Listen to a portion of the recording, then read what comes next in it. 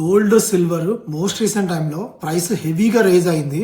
అట్లనే gold silver ఈటీఎఫ్లు కూడా హెవీగా రేజ్ అయినాయి యాజ్ పర్ గోల్డ్ ప్రైస్ ప్రకారం.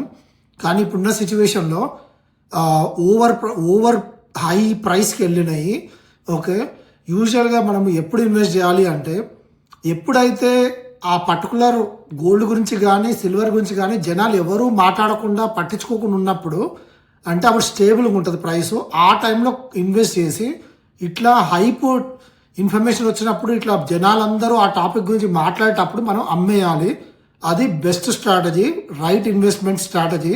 అంతేగాని జనాలందరూ ఇప్పుడు గోల్డ్ ప్రైస్ పెరగబోతుందని ప్రతి ఒక్క న్యూస్ ఛానల్ ప్రతిదీ అదే డిస్కషన్ జరుగుతుంది కదా.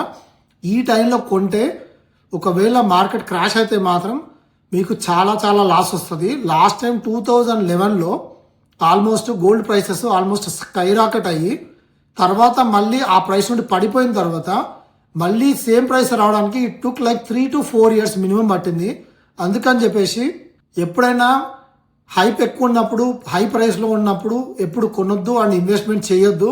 ఒకవేళ ఈ హై ప్రైస్ నుండి క్రాష్ అయితే మళ్ళీ ఈ హై ప్రైస్కి రావడానికి it can take 4 years or 8 years. అంతవరకు స్టిల్ మాకు ఓపిక ఉంది దాన్ని హోల్డ్ చేయడానికి అంటే తప్ప మీరు ఇన్వెస్ట్ చేయొద్దు. సో ఇది నా పర్సనల్ ఒపీనియన్. మీరేమనుకుంటున్నారో కింద కమెంట్లో పెట్టండి.